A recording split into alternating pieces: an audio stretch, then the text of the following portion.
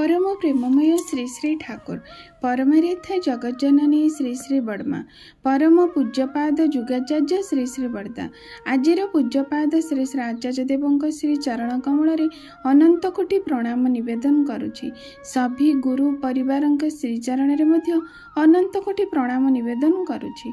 मोरे video देखुथिबा प्रत्येक गुरु भाई और माँ मान अंतरर आनंदित जयगुरु ओ श्रद्धा भक्ति भल पाइबा प्रत्येक श्रोता बंधु मानू जो मैंने भी मो भिडियो देखुछन से समस्त मोर आनंदित जयगुरु।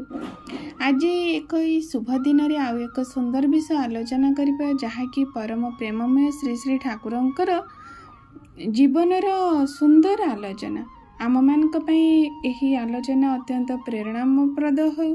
यह आलोचना मो जीवनर बहु समस्यार समाधान नहीं आणु। श्री श्री ठाकुर कहते प्रकृति रे मनीष ता जीवनर सुस्थ जीवन और दीर्घ जीवन और माने बहु दिन धरी गोटे मनीष दीर्घायु हो रहिबार पथ आमको सुंदर सरल भाव रे कहि जाइछन्ति। तांका विधान माध्यम रे किपरि भाव रे मनीष ता जीवन रे सुस्थ और निरोग बा दीर्घ जीवन से उपभोग करू सुस्थ और दीर्घ जीवन जापन से करू ताहार सरल विधि आज आलोचनार विषय। श्री श्री ठाकुर कहते आमे जेपरि सुस्थ जीवन जापन करू सुस्थ भाव रे बंचू एवं बढ़ू यह प्रत्येक मनीषर ईप्सित। तेणु सुस्थ जीवन जापन करने तीनोटी कथा श्री श्री ठाकुर गुरुत्व देइछन्ति। गोटे है सुस्थ मन सुस्थ शरीर और सुस्थ परिवेश। मनीष जहा किछि करे सबुर मूल रे एही मनटा किंतु लागे। एही मन मनीष को बड़ करी तोले पुणी एही मन मनीष को छोट करी दिए। तेणु शिक्षक श्रेणीगृह रे पाठ पढ़ेला बेले पिला मानकु कहंती पिला माने मन देई पढ़ मन देई शुण मन देई कर इत्यादि। थरे जणे भाई श्री श्री ठाकुर को पचारिले ठाकुर दीक्षा नेबा पे कौन लागे?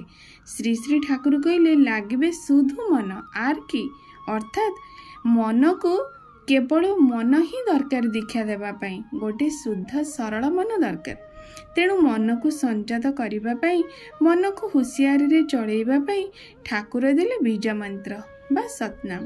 तेणु शास्त्र रे अछि मन त्रायते इति ही मंत्र अर्थात एही मंत्र किपरि साधन करने को हुए ताहा बताई दे श्री श्री ठाकुर गोटे बाणी रे कहिले उषा निशाए मंत्र साधन चलाए फेराए जप जथा समय इष्ट निर्देश मृत कराए तप।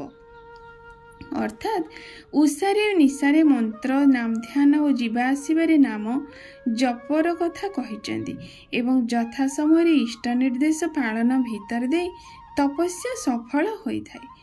ठाकुरंकर कथा प्रकृति रे विज्ञान सम्मत। विज्ञान कहे आम शरीरर आज्ञा चक्रर दुई भ्रूरु मध्य 1.5 इंच भितर एक पिनियल ग्लैंड अवस्थित होइथाय। एइटी अध सेंटीमीटर लंबर बा 20-25 ग्राम ओजन से पिनियल ग्लैंड। आमे जेतेबेले आज्ञा चक्र रे ध्यान करू सेतेबेले से पिनियल ग्लैंड उत्तेजित होई गोटे क्षरण सृष्टि करे जहाकू कहती मेलाटोनिन। एही मेलाटोनिन क्षरण फल शरीरर कोषगुड़िक ध्वंसर हाथरू रक्षा पाए प्रतिदिन प्राय आमे 22,000 थर निश्वास प्रश्वास नेउ। तापरे शरीरर कोषगुड़िक जे ध्वंस हुए तार हाथरू रक्षा पाइबाकू ए पिनियल ग्लैंडर नियमित उत्तेजित रखिबार अभ्यास रखिबा भल। एही पिनियल ग्लैंडर आयु बहुत कम 40-50 वर्ष बयस रे सुखी जाए। मनीष जीवनर अकाल वार्धक्य ओह्लाई आसे सेथिपई 12 वर्ष बयसरू ठाकुर दीक्षार कथा कहिचंती। नाम द्वारा ये पिनियल ग्लैंड को सक्रिय रखिले एहार आयु बढ़ी जाए। वार्धक्य सेतबेले बहुत दूर रे थाए। पिनियल ग्लैंड आलोक अंधार द्वारा नियंत्रित। सूर्य उठिले मेलाटोनिन क्षरण हेबा बंद हो जाए। सेथिपई श्री श्री ठाकुर उषारे और निशारे उषारे अर्थात सूर्य उदय होई नथिबे निशारे अर्थात सूर्य अस्त होई जाइथिबे। एई दुईटी समय आमे जदि ध्यान करिबा ताहले हमर प्रकृतर मेलाटोनिन क्षरण होई थाए। तेणु श्री श्री ठाकुर कहंती ए नाम करिबा नाम ध्यान करिबा फଳରେ पिनियल ग्लांडर जो क्षरण हुए से स्मृति शक्ति बढ़ी जाए, शरीर रोग प्रतिरोधक शक्ति मध्य बढ़े, रक्तर ऊर्ध्वचाप हुए नहीं। श्री श्री ठाकुर सत्यानुसरण कहले नाम मनीष को तीक्ष्ण करे, ध्यान मनीष को ग्रहणक्षम करे। यह नाम ध्यान करिबा फଳରେ मनीष अनेक देव उपम गुणर अधिकारी हो जाए। मनीष धीर स्थिर शांत सरल नम्र और भद्र हुए। यह नाम ध्यान फल मनटा सबु सबले चंगा थाए। मन भितर सबु समय गोटे प्रफुल्लता बा आनंदर भाव विचरण करे। बीज मंत्र मनन और ध्यान करने द्वारा मनीष अंतर्मुखी हुए, निजको निजे चिन्हे, मनीष जन्मर सार्थकता हुए, गुरु ग्रहण सार्थकता अनुभव से करे। मनरु पुणी घृणा लज्जा भय हीनमन्यता परश्री कातरता हिंसा द्वेष ये सबू अपसरी जाए। सुस्थ जीवन यापन करिवार द्वितीय उपकरणटी हेउची सुस्थ शरीर। शास्त्र रे सेथिपई पूरा अछि शरीर आद्य खलुधर्म साधन, अर्थात निजर खाद्य पानीय आचार व्यवहार ठीक रखिबा दरकार। जेउ खाद्य पानीय सत्ता पोषणी ताहा ही प्रकृति रे ग्रहण करिबा उचित। जेउ खाद्य सत्ता पोषणी नुहे ताहा किंतु वर्जनीय। श्री श्री ठाकुर बाणी दे पुणी कहिले माछ मांस खासेनार, पियाज रसुन मादक छाड़, रोग पोषणी चलन और व्यवहार आत्महत्यार समान। अर्थात शरीर को सुस्थ रखिबा पई स्वस्थयनी और सदाचार कथा कहिचंती। एते बड़ कोरोना महामारी को रक्षा पाइबार एकमात्र निदान थिला ए स्वस्थयनी और सदाचार। स्वास्थ्य और सदाचार सूत्र रे श्री श्री ठाकुर पुणी बाणी देले सुस्थ रहिबार आचरण ही सदाचार। तेणु सदाचार पालन कर, सुस्थ रुह। प्रकृति कथा है कौन, शरीर असुस्थ रहिले मनीष पाखरे सबुकिछि थाई मध्य तुच्छ हो जाए। सबुकिछि पिता पिता ताकू लगे, मन मध्य भल रहेनी। श्री श्री ठाकुर कहले मनटा दुष्ट हेले ही जानिछि रोग थाकले हुए। एईटाके तुई एड़ेई चलिस कर्बी व्याधिर जय। अर्थात मन और शरीर अंगांगी भावे जड़ित। स्वास्थ्य ही अनेकांश मनर अनुसरण करे। श्री श्री ठाकुर से नारीर नीति कहले स्वास्थ्य जेपरी मन को नियंत्रित करिपारे, मन मध्य सेहीपरि स्वास्थ्य को बस को आनिपारे। तुमर मन जेते शुद्ध सुस्थ और सबल रहिबो, तुमर स्वास्थ्य मध्य अनेकांश ताहार अनुसरण करिवो। ए जीवन हेउछि परम पितांकर दान, ए शरीर हेउछि पितामातांकर दान। ए शरीर ही इष्ट पूजार गोटे जंत्र। श्री श्री ठाकुर गोटे बाणी रे पुणी कहले इष्ट पूजार जंत्र भावी जत्न कर शरीर को, सहन पटु सुस्थ रख, विधि माफिक पालन ताकू। अर्थात मन और शरीर सुस्थ रहिबा पई परिवेश ही अनेक दायित्व रही। मनीषर पारिपार्श्विक ही तार परिवेश, ता चतुर्पार्श्वे जहाँ जहाँ देखे ताहा ही तार परिवेश।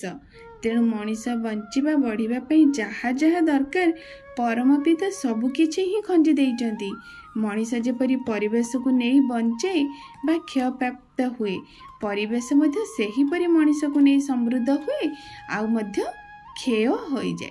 सेहिथिपई देखंतु ये जो प्रत्येक विधान श्री श्री ठाकुर आम मान को देदेले जे सुस्थ मन, सुस्थ शरीर और सुस्थ परिवेश, ए तीनोटी है प्रकृति गोटे सुस्थ शरीर और दीर्घ जीवनर खोराक। मन किपरि भाबरे आमर सुस्थ रहिबो, शरीर किपरि भाबरे सुस्थ रहिबो, परिवेश को आमे किपरि भाबरे सुस्थ रखि परिबा, ए सबु ही निर्भर करे आम मानक उपरे। तेणु श्री श्री ठाकुर सबुरी मूल रे ए दीक्षा ही रखिदेले। जदि मनीषा दीक्षा नहीं दक्ष होई ता निजको निजे अन्वेषण करी, निजको निजे एनालिसिस करी प्रकृतरे ता मनीष जीवनर सार्थकता अनुभव करिबो। प्रकृतरे से दीर्घायु हो पारिबो आउ सुस्थ जीवन यापन करिबो। तेणु प्रकृतरे मनीष जीवनर आयु ही केवल ता निज हाथ में ही रही। निज कर्म फल मनीष निजर भाग्य को मध्य परिवर्तन कर दे पारे। पूर्व जन्म रे जेते जहाँ भी थाऊ जदि क्रियमाण भाग्य माने कर्म तार प्रारब्ध कर्म उपरे भारी पड़ी जिवो, ताहले तार क्रियमाण कर्म ही ताको भोग करने को पड़िबो। तेणु सबुपरि मनीष किपरि भावरे गोटे मनीष सुस्थ दीर्घायु जीवनयापन करने सुंदर विधान यही आलोचना माध्यम देदेले किपरि भावरे मनीष निजर भितर जो अमाप शक्तिर भंडार को रखिचंती जो हार्मोन क्षरण मेलाटोनिन हार्मोन क्षरण जो हुए जहाँफल मनीष किपरि भावरे दीर्घायु हो पारे मनीष से मेलाटोनिन हार्मोन क्षरण फल मनीषर इम्यूनिटी पावर बढ़िबा फल कौन रोग ताकू स्पर्श करे नहीं जहाँ भी हुए खूब कम समय से आरोग्य लाभ करे ताहले देखंतु सबू रही मनीष मान पाखरे। तेणु आशा करी आलोचना टी निश्चिंत भाव में प्रत्येक शुणु अन्य मानकु मध्य जणातु आ निजे उपकृत हुअन्तु। परम पिता श्रीचरण मोर विनम्र प्रार्थना रहुछि सर्वशेष समस्तंकर मंगल प्रार्थना करी आज आलोचना ये रखुछि। रहुछि जय गुरु।